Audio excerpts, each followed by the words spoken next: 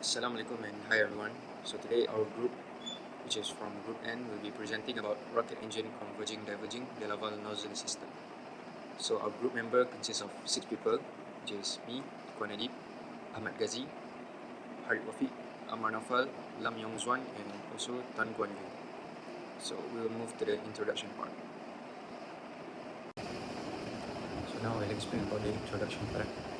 So firstly, a rocket engine nozzle accelerates high pressure, high temperature combustion gases into a high velocity exhaust jet, producing thrust based on Newton's third law. In a converging diverging de Laval nozzle, thermal and pressure energy are converted into kinetic energy.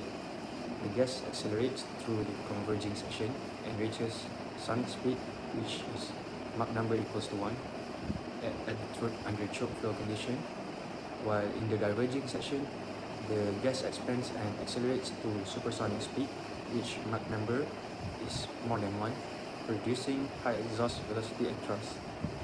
This application demonstrates compressible fluid mechanics concepts including isentropic flow, choke flow, critical pressure ratio, and the area Mach number relationship. The objectives of this report is to explain the geometry and operating principles of the converging diverging nozzle, and to analyze changes in pressure, temperature, density, velocity, and Mach number along the nozzle, and also to examine choke flow, critical pressure ratio, and area Mach number relationships, and lastly to evaluate perfectly expanded and under-expanded and over-expanded nozzle flows. Now I will present section 2 of our report, which covers the geometry and key parts of the converging diverging nozzle system. The main job of this nozzle is to take the high heat and high pressure inside the engine and turn it into a fast-moving exhaust to push the rocket forward. The shape of the nozzle controls how the gas speeds up through 5 main components. First is the combustion chamber. This is where the fuel burns. The space here is wide, so the gas moves very slowly, almost at Mach 0. It holds our starting pressure and starting temperature. Second is the converging section, where the pipe gets narrower as the space shrinks. The pressure drops and the gas speeds up, but it stays below the speed of sound. Third is the throat, which is the narrowest spot in the whole nozzle. Here the gas reaches exactly Mach 1, the speed of sound. This bottleneck sets the maximum amount of gas that can pass through the engine. Fourth is the diverging section, where the pipe opens up and gets wider. Because the gas is already at the speed of sound, opening up the space makes the gas expand quickly and go even faster, reaching supersonic speeds above Mach 1. Fifth and finally is the exit section, where the gas leaves the nozzle. The size of the exit compared to the throat determines the final exhaust speed and the pressure as it enters the air outside. In summary, these 5 sections work together and continuously speed up the gas from slow to supersonic. Now I'll be presenting on section 3.0, where I'll be focusing on the fundamental principles of compressible flow. So first, what makes a flow compressible? Unlike low-speed aerodynamics, where fluid density remains constant, rocket exhaust experiences extreme velocity changes and sharp pressure drops. This causes significant variations in gas density.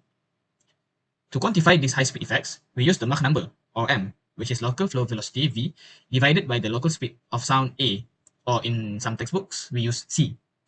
And it's important to note that the speed of the sound is equals to square root of gamma RT, where gamma is the specific heat ratio, R is the specific gas constant, and T is the absolute static temperature. So as temperature drops through the nozzle, the local speed of sound changes as well. Next, to analyze the energy balance, we need to compare the stagnation properties to static properties. In the combustion chamber, where gas is virtually at rest, static pressure and temperature are at maximum stagnation levels, or we call it P0 or P0 or T0. This represents the total thermal potential energy available. As gas accelerates down the nozzle, static pressure and temperature drop because that internal thermal energy is being directly converted into kinetic energy. And now, the area Mach number relationship. This is the central mathematical principle on nozzle design, where A is the cross-section area of the nozzle, and A star is the minimum area, or the narrowest area, which is also called the throat. This equation dictates a unique physical law for compressible fluids, where it relates the area of the nozzle to the Mach number.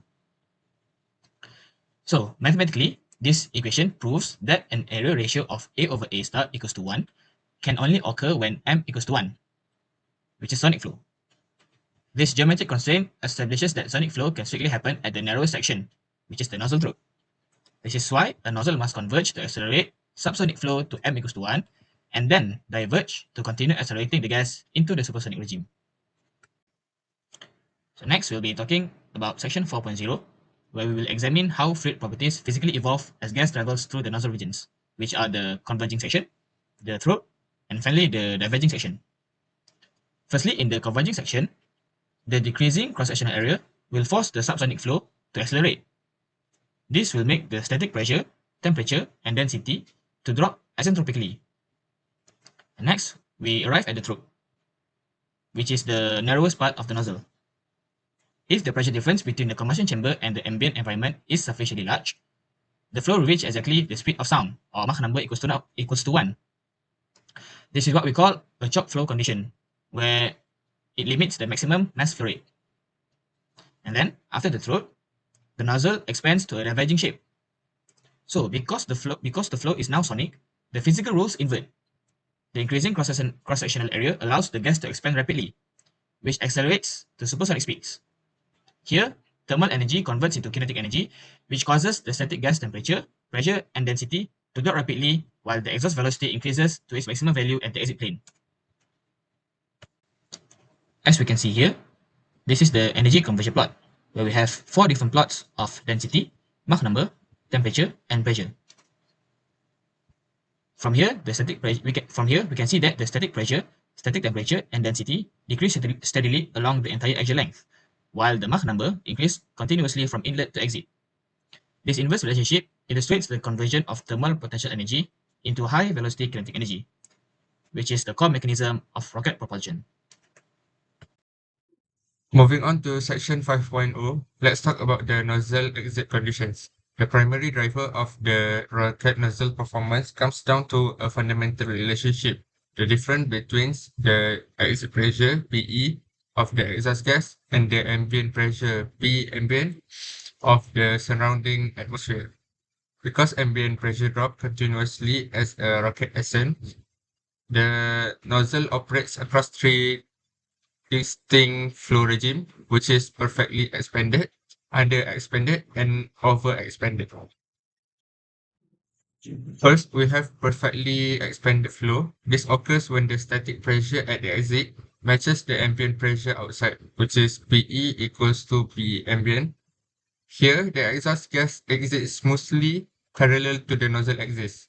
Because of the gas expands fully inside the nozzle without any external expansion or flow distortion, this condition yields optimal thrust and maximum engine efficiency. Next, we have under-expanded flow. This happens when exit pressure is higher than external ambient pressure, which is PE more than P ambient, which naturally occur at the high altitude or in the vacuum space. When the gas exits, it immediately expands outward into the low pressure environment. Since this extra expansion happens outside the nozzle structure, it cannot press against the wall to generate additional thrust.